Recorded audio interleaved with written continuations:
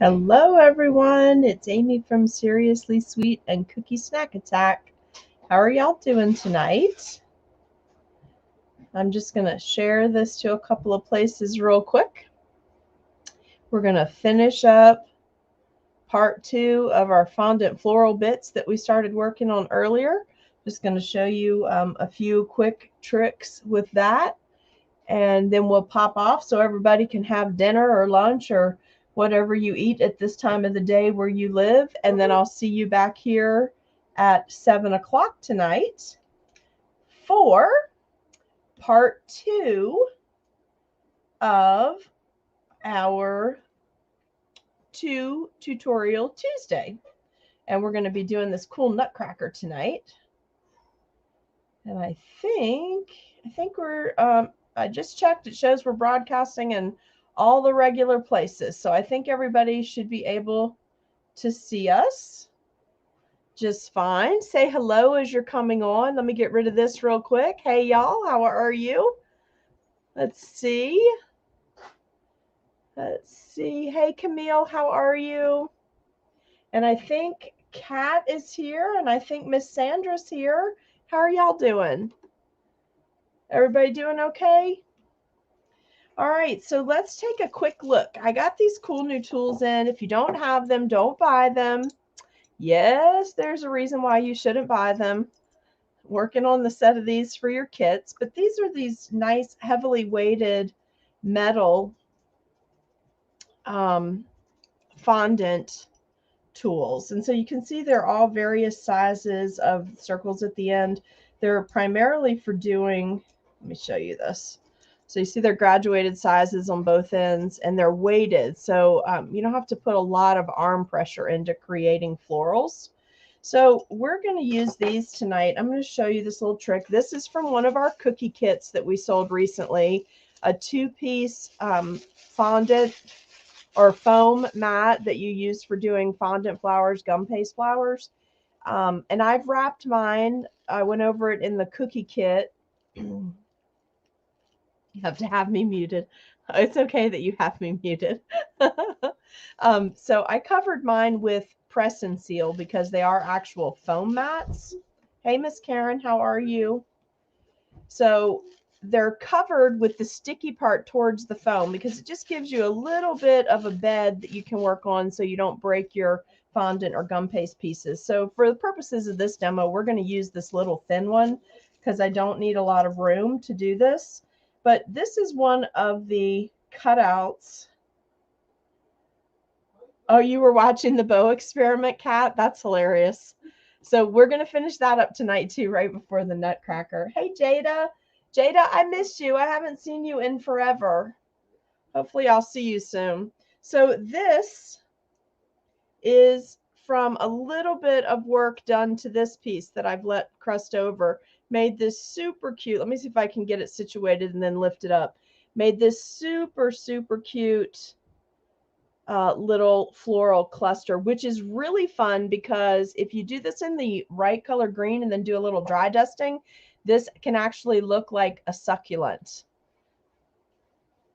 Yeah. Hopefully I'll see you soon, girl. I miss you. And I hope you have a Merry Christmas. Hey, Tanya, how are you? So, hope everybody's doing well. So these are weighted. It's heavier, so you don't have to put a lot of hand pressure into it. I tend to let my fondant crust over just a little bit, or my fondant gum paste, or my fondant modeling chocolate, because then it doesn't stick to my tools. I may have let this go just a little bit longer than I should have because I left the space heater on in my room. So it might be a little crustier. I may break a few of these. I'm actually pretty good with these and don't usually lose a lot of them as I'm prepping them. Hey, Nadine, how are you doing? You doing okay?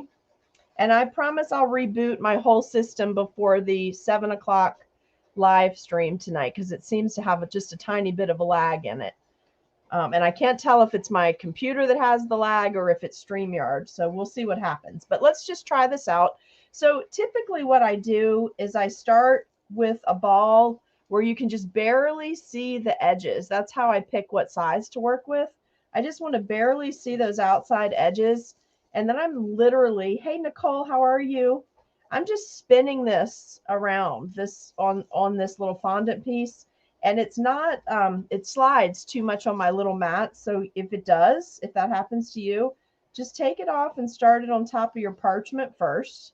Because really what you want to do is just start rolling it. And what happens is it creates an indentation automatically in the center, pushes that fondant, modeling chocolate, or gum paste. For purposes of this video, I'm just going to start saying fondant.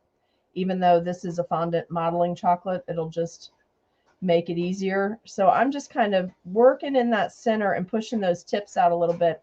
And in a minute, I'm going to switch over to the bigger ones that I made. They're not cookie size, they're cupcake size, but I'm going to switch to that because it'll be easier for you to see.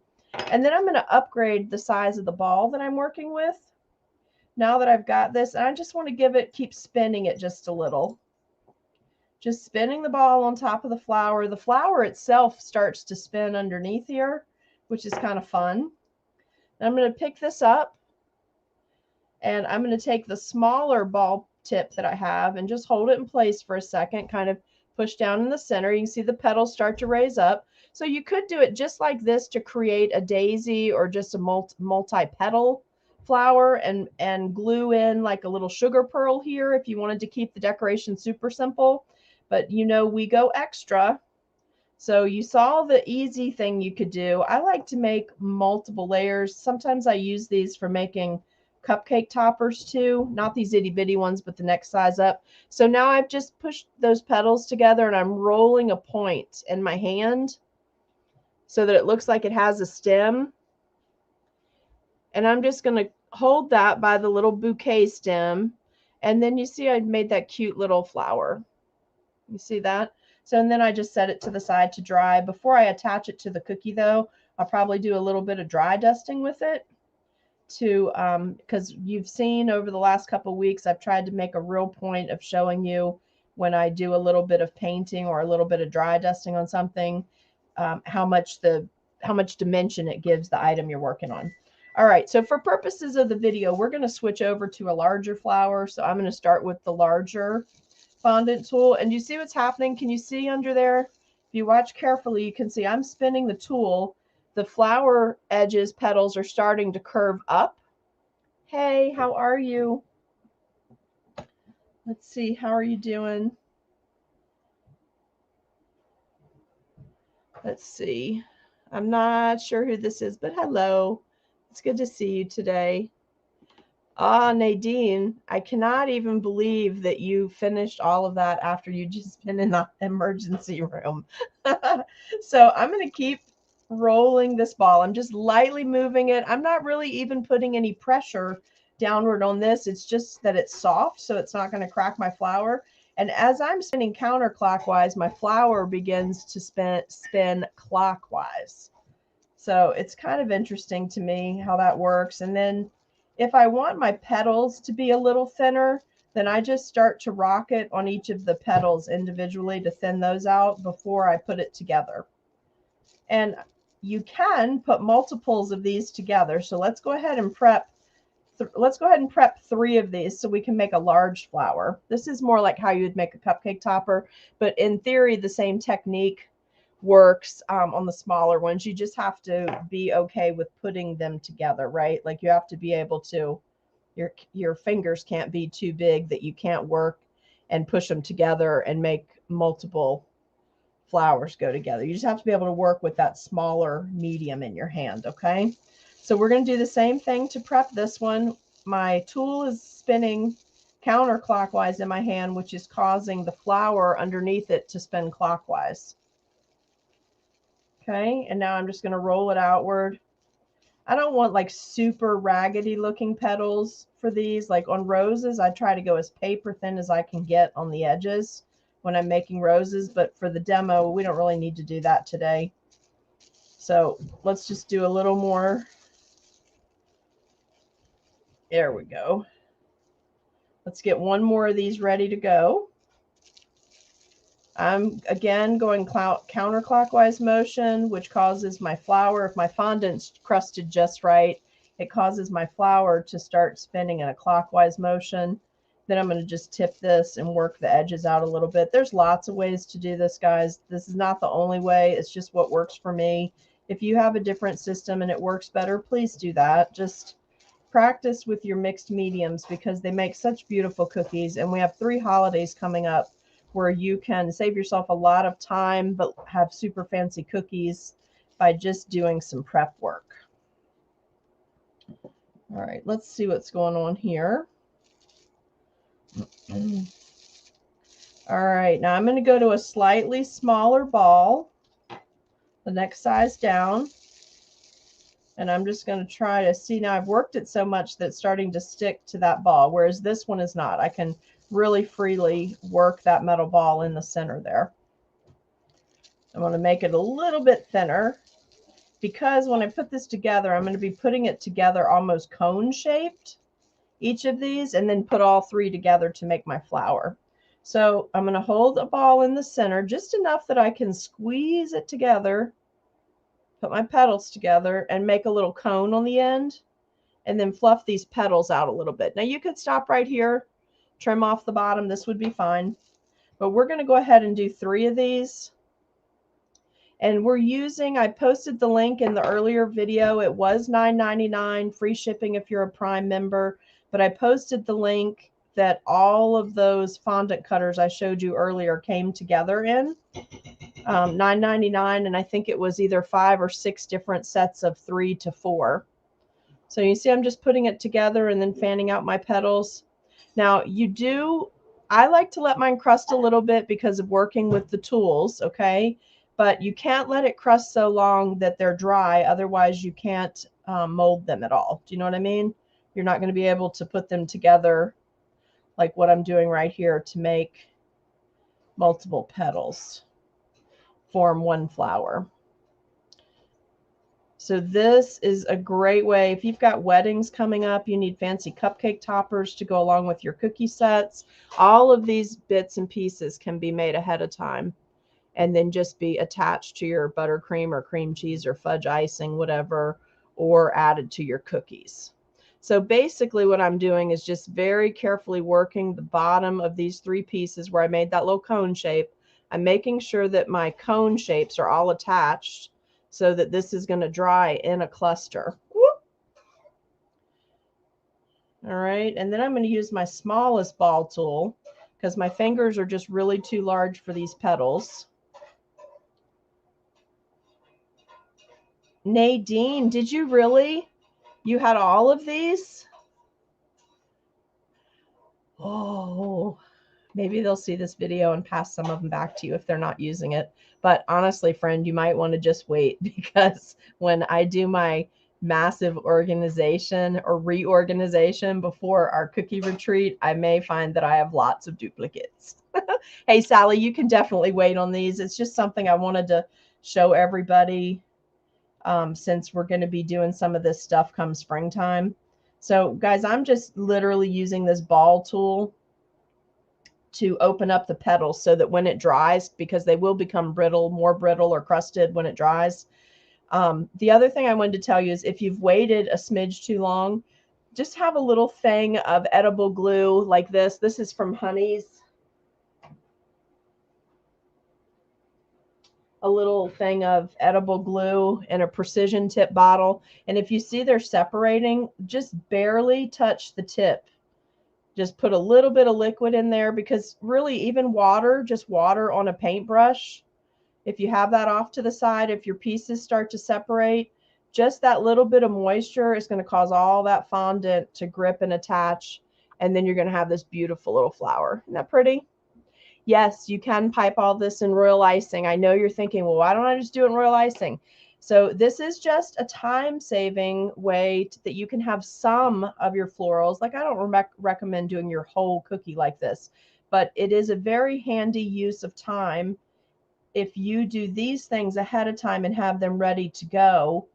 And this is a way you can make sure everything actually matches if you have a very particular customer that every single cookie has to be exactly the same floral. Like if it's an edge for a wedding or something and they want it exactly the same, this is a great way to make sure that these are done ahead of time and they all match. So you'd actually be working with something smaller like this for a cookie, but this would also work if it was your center flower. And you definitely can pipe these in flat out royal icing if you want, but it's fun to add a little bit of modeling chocolate to a cookie too. So I'm just going to twist this extra off, right where I made the cone. You can cut it off with scissors if you want to. I just find that for me, it's faster if I just roll it in my hand. Now let's try this one and see. This might be crusted. This is more fragile because it's got the long skinny fingers for the petals. So I'm not sure how it's going to do with having it let it crust as long as I did, but I'm just very gently, I'm telling you guys, barely any pressure. It's just like surface contact. And I'm rolling counterclockwise, which causes the flower to start rolling clockwise on top of this foam. This is one of the 2 pieces of the foam fondant pieces that came in one of the cookie kits. Can't remember which cookie kit it was in. Is anybody on that got one of the cookie product boxes? Was it in the was the fondant mat, was it in the Halloween one or was it in the mermaid one? It wasn't in the Christmas ones. It was one of the first 2 boxes. But this is a handy, and they make firmer ones. Like Wilton makes one that's super firm. It still has a little bit of give to it, but it's more firm. But I prefer this little foam one. When I found this one, then I was just like, oh, well, this is really great. I really like this. So, oops, and I spilled some of that already. How'd I do that? I didn't even barely touch that thing. That's funny. All right, let's wipe this off so we don't end up with edible glue everywhere. Barely used that, and it's all over my work area. You guys, if you saw what happens when I have to do big batches of cookies, it's like such a total hot mess. You would be like, how does she even exist in that? All right, so let's use a smaller ballpoint to form the petals around, right? Because we don't want them to close up too symmetrically. We want them to look very natural. And do this in a couple of colors. If you want to use the exact same fondant cutter and plunger, you can, but do it in a couple colors, and then it's going to look like you have different flowers. But it'll make your technique go a lot faster. Now, I am having a little trouble with this one. This one's a little bit too crusted, and I don't want to work the petals too much, but we got a nice flower out of that. It almost looks like water lily. It almost came out of water lily shape, so this would be a great one. Halloween. It came in the Halloween kit. So if you got a Halloween products box, then you have this little 2-part deal. It came with this piece and this piece, and then all I've done is cover it with press and seal to keep it food safe. All right, let's set this one down. I'm not even going to try to take that tail off. I'm going to let that just dry for now. Another good tip, you guys, line an empty egg carton with some press and seal with the sticky part down so you can attach it and just go cavity to cavity across that egg carton. And when you're making bigger flowers for cupcake toppers or for your cookies, you can place them down in there. And since that cavity is curved upward, when you place the flower down in, as it's drying, the petals are all going to be bent upright. So that structure will help them stay upright. And if you're doing teeny tiny flowers, then just take some aluminum foil, wad it up, and kind of stretch it back out, and it'll make all kinds of unique sizes of little cavities to put the flowers in, but it'll keep the petals upright while they're drying. And I would really recommend, if you're going to do lots of these, spend the extra money and buy the non-stick aluminum foil and use the foil to do these baby ones, because you need a lot of itty bitty cavities for this to work really well. These are so beautiful. If you just add, don't have any here. I'm going to show you this because it's so pretty and so easy. I spun that 3 or 4 times. And then if I had a little bit of edible glue to the side, and then look, this is just a 7 mil sugar pearl. Drop that right in the center. You have a whole slew. You could have a whole slew of these done in minutes, right? It didn't take us any time to color that fondant, hardly. I colored a whole bunch. It took a couple minutes. We rolled it out. We could have punched out 50 of these in probably 2 or 3 minutes, let them crust over, that little bit of rolling, and use a little bit of edible glue and put the pearl in the center. And that's just beautiful for baby showers, Mother's Day, Valentine's Day, for any floral cookies, weddings, bridal shower, any of that. And you could have these made ahead of time and they're going to hold up really well. And you could decide if you want to coat any of them with poppy paint, super shine, or a confectioner's glaze, or spray them with the PME glaze so that you have some of them shiny, because then you're taking it another level, right? You're having like shiny, almost waxed looking flowers versus matte finished flowers or dry dusted flowers. Now I'm going to let these things dry and then we're going to dry dust them when we get started tonight. They don't go with tonight's project, but we'll finish it up so I can take pictures and put it up. But just something easy, not terribly expensive. That cutter set is great because basically what comes in there will allow you, if you start selling party packages, which is what I try to do. I try to sell a small cake, a certain amount of cupcakes, and then a package of cookies so that everything coordinates and they have beautiful photos and not just great tasting product, because, you know, let's face it, they spend a lot of money. Nicole, you did miss a good Halloween box, but there's more great boxes coming. So don't worry. Just because you don't have Halloween doesn't mean you're not going to have some awesome things coming up in the next couple boxes. But I like for everything to look nice together, right? And it just makes their job so much easier, because once they tell me, okay, here's a picture from Amazon of all the party goods I ordered. So it usually has a photo backdrop. It's got decorations. It's got napkins and plates and cups. Once I know what they're using, then I know how to do their dessert buffet. I'm going to call it a dessert buffet because it's, you know, mixed. But it's also time-wise for you as bakers or cookiers, it's nice if you do a whole package for someone, because then everything you're making can be used across multiple dessert palettes, right? Cake, cupcake, cookies. You can make everything at once. So you can give your customers better prices if you're doing everything, because all the little bits and pieces are going to get used somewhere.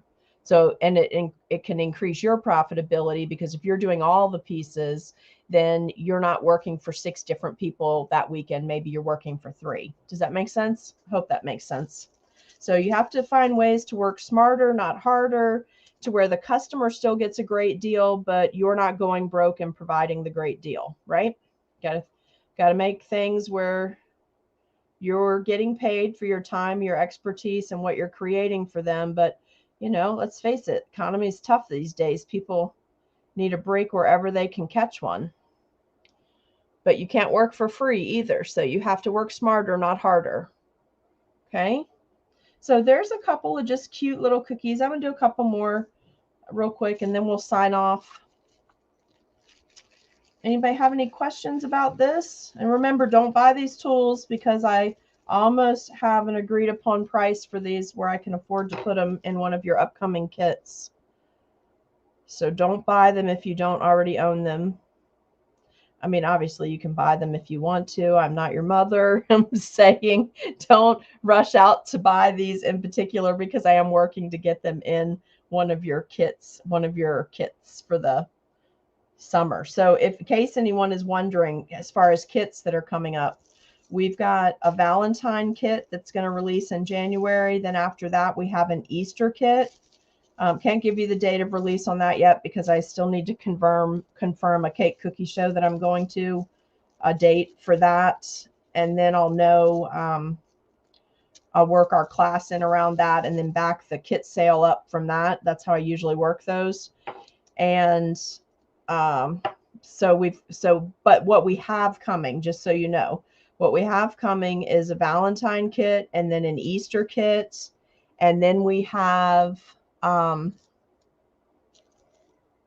floral. We have a springtime floral kit coming. Guys, did you see that? How I stacked it? So I've got 2 in there. I'm going to roll another one out bigger. This is another thing that you can do. I should have showed you this too. So when you start playing with those cutters, you have lots of ways, see what works better for you. So, oops, stuck. So we have to ditch that one. That one's a loss. We have Valentine, then Easter, then a floral, and then a pirate kit. So super excited about all of those. They all have different unique things in it. Hey, Deborah. Hi, Monet. How are you doing tonight? So we've got lots of fun things coming, lots of fun projects. Some of the cutters that you're going to get in your box, you guys are going to be happy because they are going to be used for bonus excuse me, bonus tutorials on Tutorial Tuesday.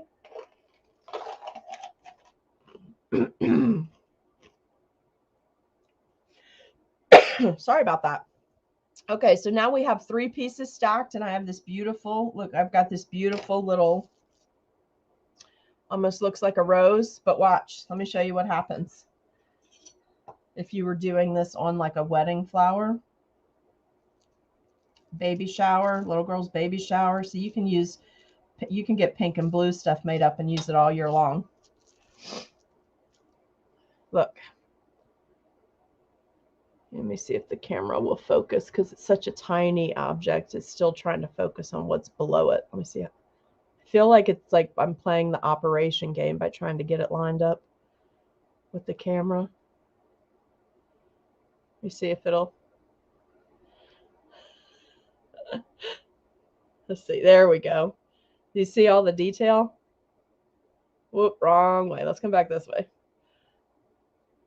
So you see all that by just layering them and then putting a pearl in the center. You can have these made way ahead of time and just attach that pearl with a tiny bit of water, because if the fondant is wet, it's going to suck to the pearl and then it's going to dry that way, like the sugar is going to adhere it.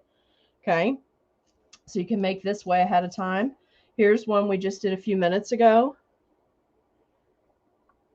You see this one? There we go. So going to focus again. There we go. You see all the detail on that one, a little bit of dry dusting, and that baby's going to pop, and then use some dark green icing and put a couple of leaves coming out the side. We'll attach this to something tonight. Maybe we'll use it as the fluff on top of the nutcracker's head tonight so you can see them in action.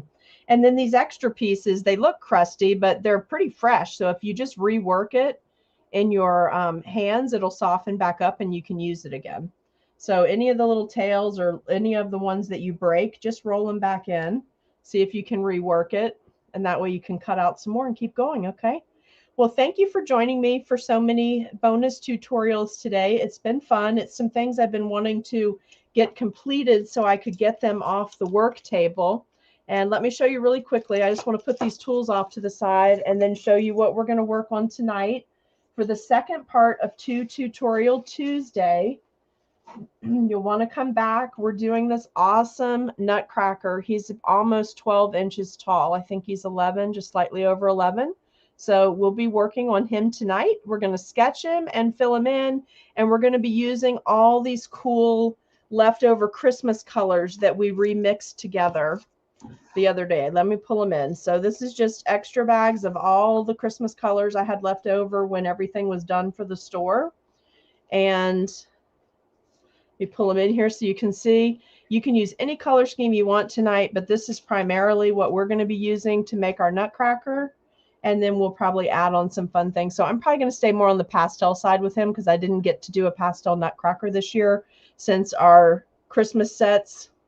Now, I've said that, but then let me say this. Maybe I won't, because I still need to take my big Christmas photograph of all the different cookies from Christmas, and all of those are done in the reds and greens. So maybe we'll use some pink like as highlight colors, but we'll probably stay in these colors for tonight so that our nutcracker will match the other cookies that we've done, because I want to take one big photo of everything put together too, okay? All right, well, I will see you guys at 7 Eastern Standard Time tonight. Make sure you share the video, please, like it, and invite some friends to the Cookie Snack Attack group. We're like 5 away from going over, so we'll be at 1,800 before Christmas, okay? So we'll see you soon. Thank you. Bye.